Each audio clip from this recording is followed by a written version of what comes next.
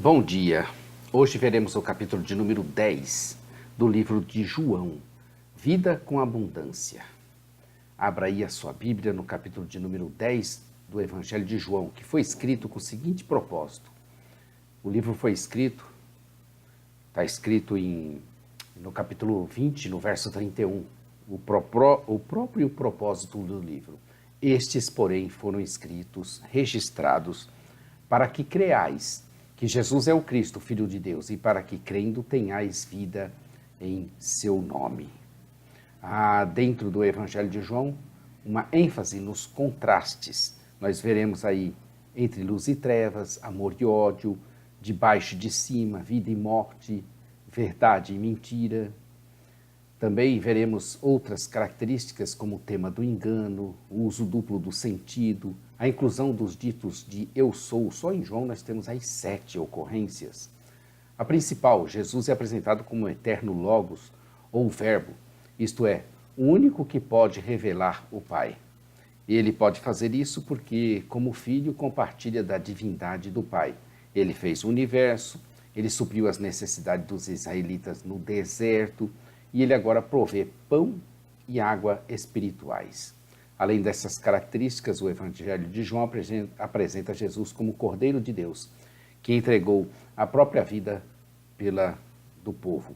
Eu sou o pastor Daniel Deusdete, da Igreja Os Semeadores. Inscreva-se no nosso canal, clica aí no sininho para você fazer acompanhamento. Todos os dias temos um vídeo novo.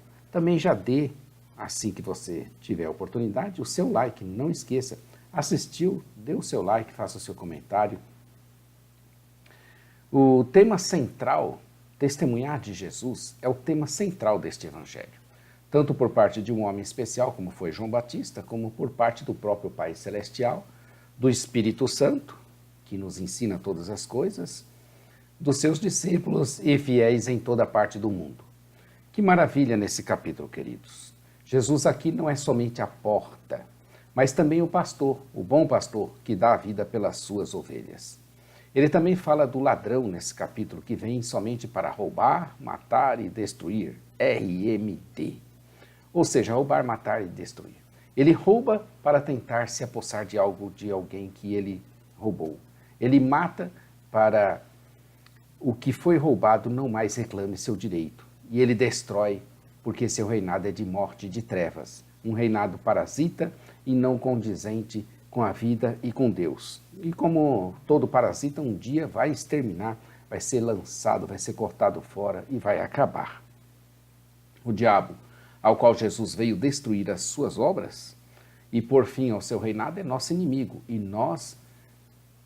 ele nos quer enganar como enganou a Eva no princípio. Ele não é inimigo de Deus no sentido de ser co-igual com Deus e capaz de se lhe opor ou ter autoexistência. Ele está abaixo de Deus. Deus é o único e o seu reinado único e não disputável, acima de tudo. O reinado de Deus não está em perigo por causa do reinado do mal.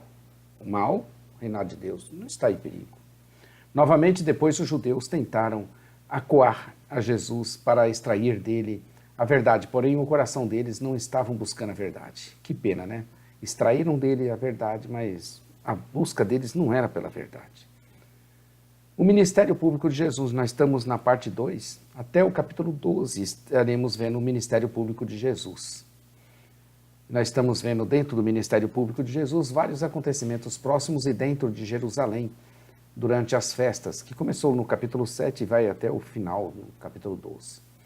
E dentro dela, nós estamos em Jerusalém, perto da festa dos tabernáculos, que é a sessão primeira. Vai do 7 até o 10, até o capítulo de hoje. A partir de amanhã, de hoje, já estaremos em outra sessão. Já dissemos que Jesus realizou milagres e ensinou em Jerusalém, perto da festa dos tabernáculos.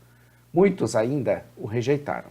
Em Jerusalém, perto da festa dos tabernáculos, João passa a registrar uma série de acontecimentos do ministério de Jesus dentro e ao redor de Jerusalém, que ocorreram próximos à festa dos tabernáculos. Curando e ensinando, em continuação. Estamos vendo Jesus curando e ensinando, como sempre fez e faz em seu ministério. Pregação, ensino e cura, sempre. No capítulo 9, ele foi a luz do mundo. No 10, ele será a porta. Temos o capítulo 7, temos o capítulo 8 e 9. No 7, ele foi a água, na festa dos tabernáculos. No 8 e no 9, ele é a luz do mundo. Ele se declara, eu sou a luz do mundo. E ele cura um cego de nascença. Aqui no capítulo 10, ele é a porta. A ilustração do pastor e das ovelhas tem a sua origem no Antigo Testamento. Jacó chamou Deus de pastor, como também fez Davi, Asaf, Isaías, Jeremias, Ezequiel e o autor do Salmo de número 100. Com frequência, os governantes das nações são comparados a pastores. Jesus aplicou a si mesmo uma profecia de Zacarias 13:7, que diz respeito ao pastor de Israel.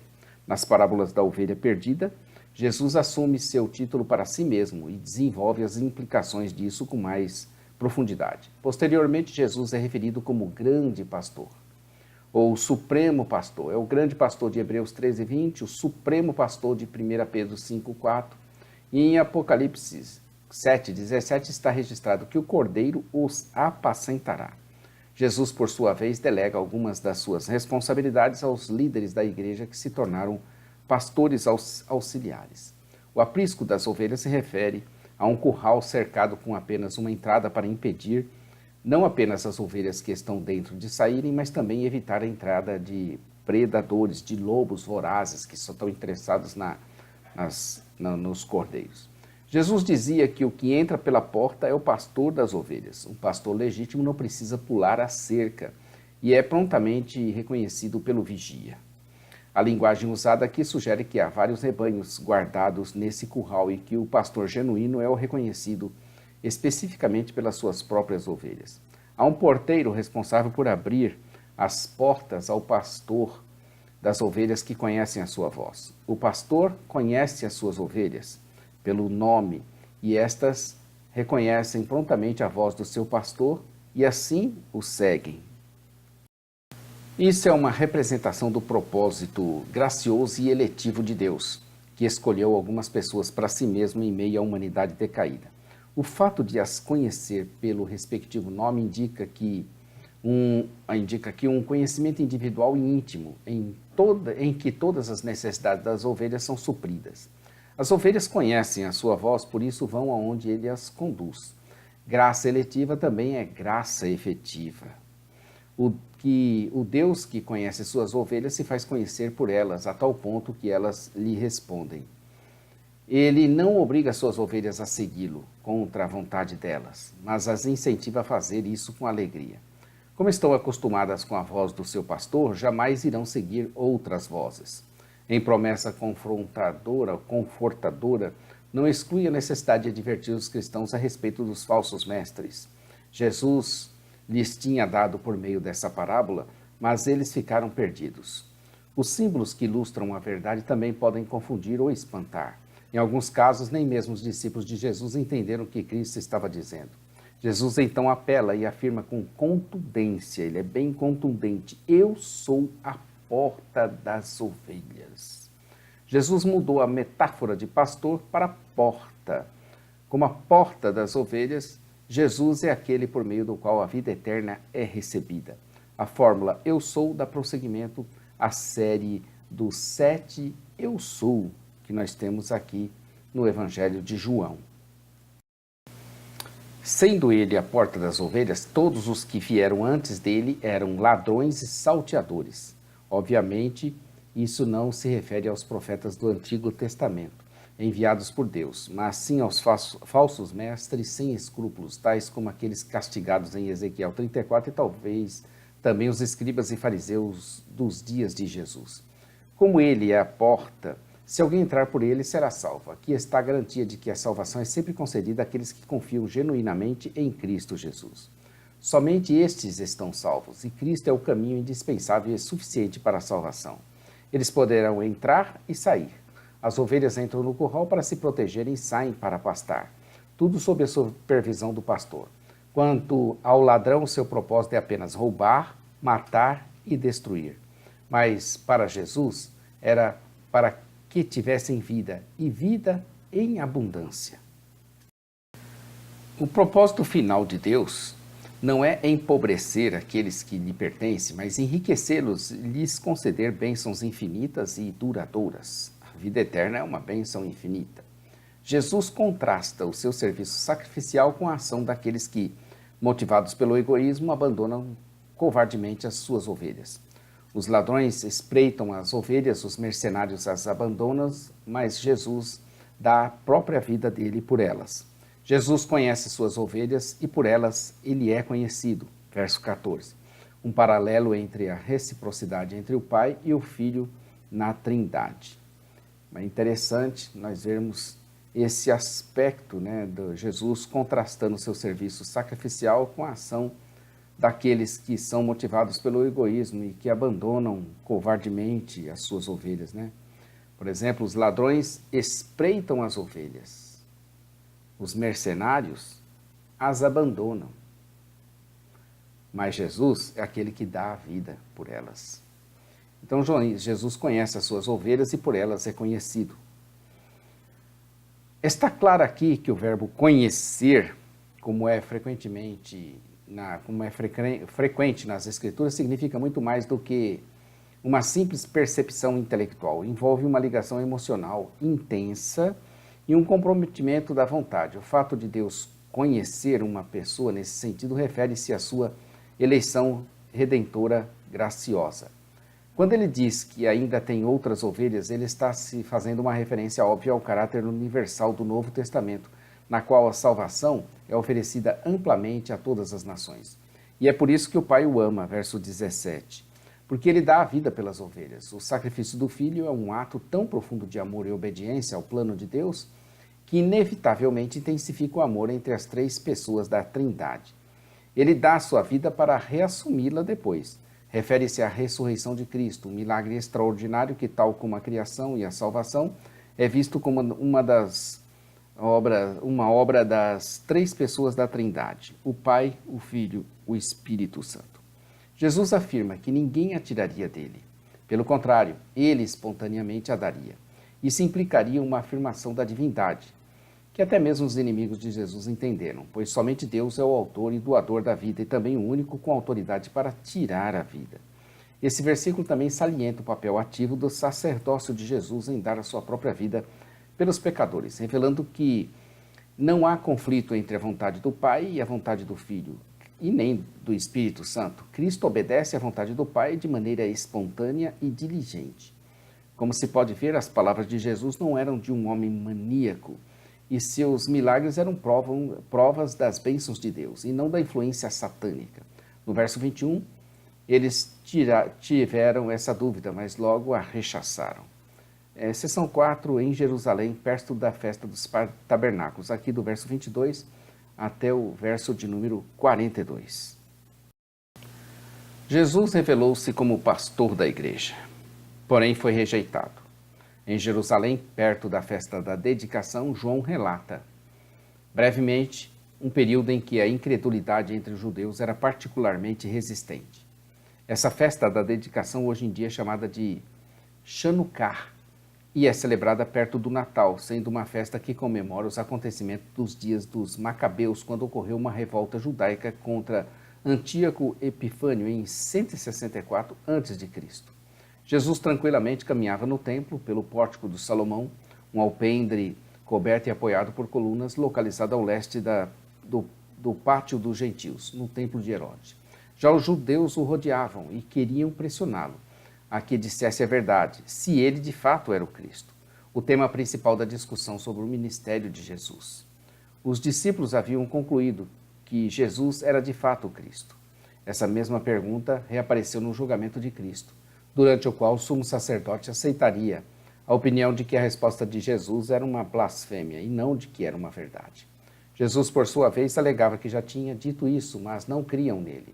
Jesus havia confirmado isso para a mulher samaritana e ao homem cego de nascença, e não fez objeções ao reconhecimento dos seus discípulos.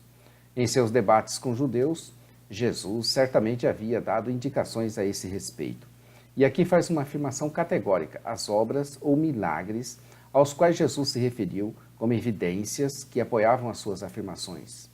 Posteriormente, salientou esse ponto com seus discípulos. O cego de nascença raciocinou do mesmo modo. No entanto, eles não criam nele. Verso 26. Eles fechavam os olhos para as evidências, que eram bem claras.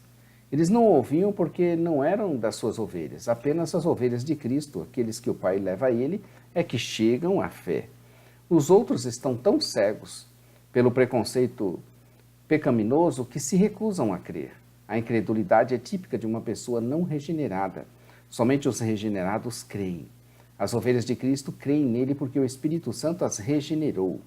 O mesmo não se dava com as suas ovelhas, versos 27. Aqueles que estão relacionados com Cristo fazem duas coisas que são características da fé.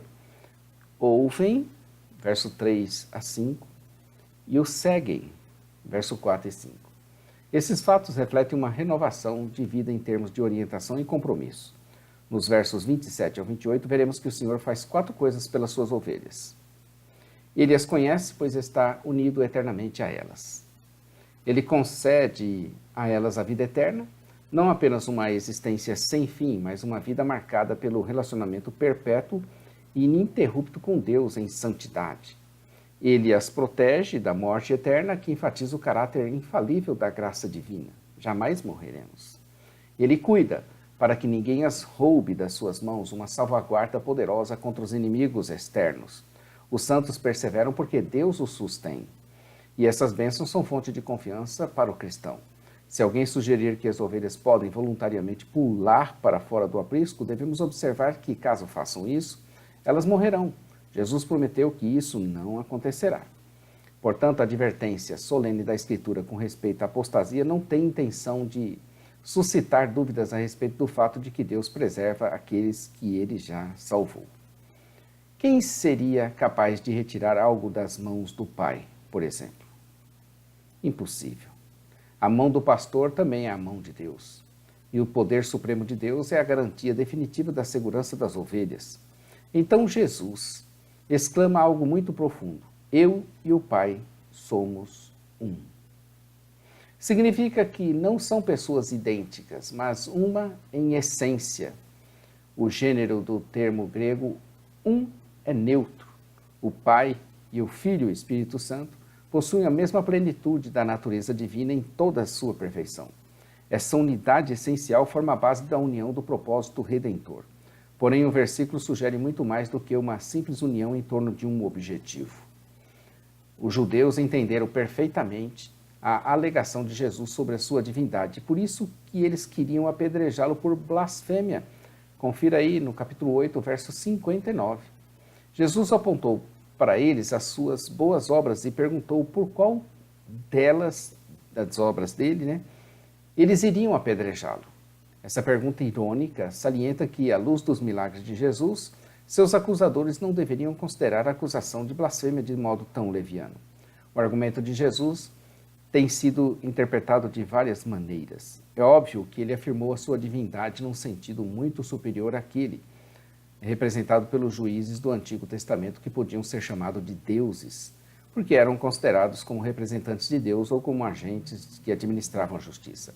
A palavra Elohim era utilizada não apenas em referência ao único e verdadeiro Deus, Yahvé, mas também para indicar falsos deuses, anjos e às vezes homens empossados de funções divinas, como os governantes.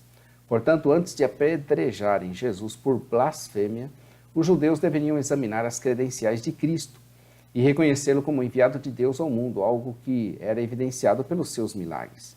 Ele então apela para as Escrituras, verso 34, um modo frequente de introduzir uma citação da Escritura.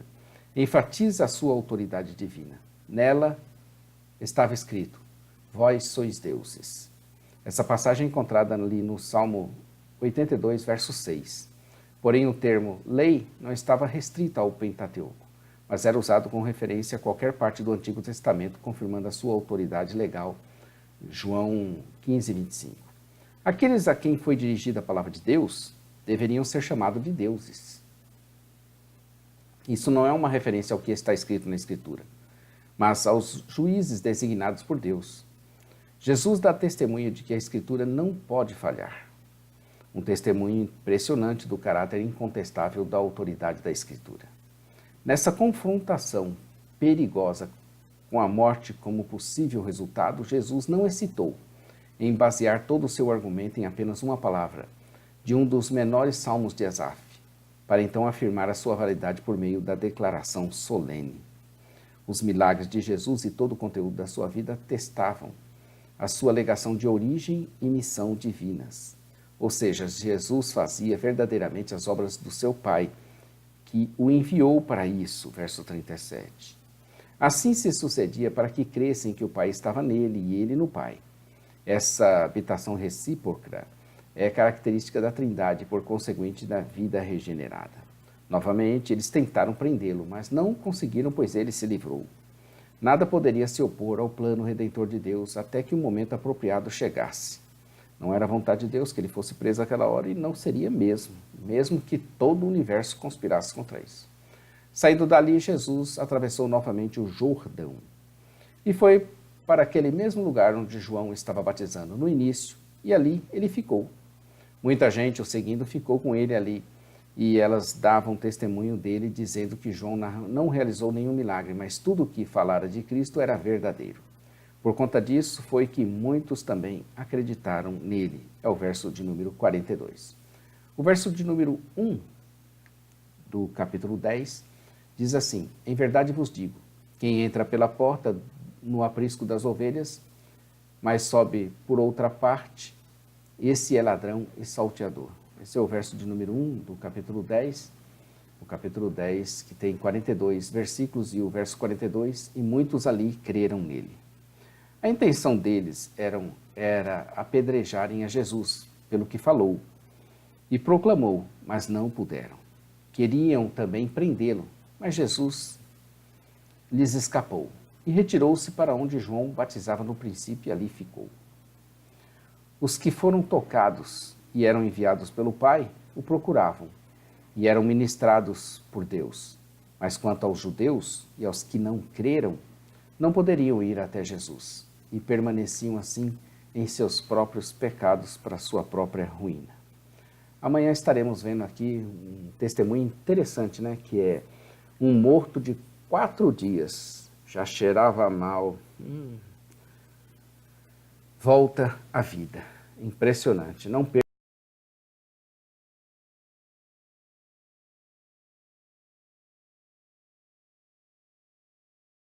Nos acompanhar todos os dias, um capítulo novo dos 1189 capítulos. Nós estaremos aqui produzindo conteúdo. A parte escrita, caso você tenha dúvida e queira, você pode voltar ao vídeo, como também você pode ir à parte escrita, jamaisdesista.com.br. A nossa loja virtual, os semeadores.com.br. Nosso programa de rádio, radio.ossemeadores.com. Todos os dias temos lá uma palavra de Deus. Esteja aí atento às nossas programações. E como dissemos sempre, Maranata. Ora, ora, vem, Senhor Jesus. Deus te abençoe, queridos.